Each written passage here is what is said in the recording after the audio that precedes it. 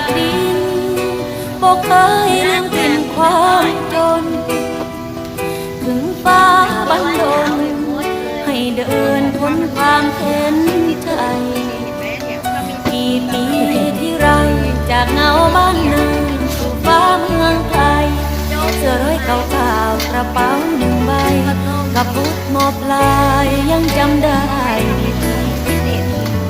ถึงในวันนี้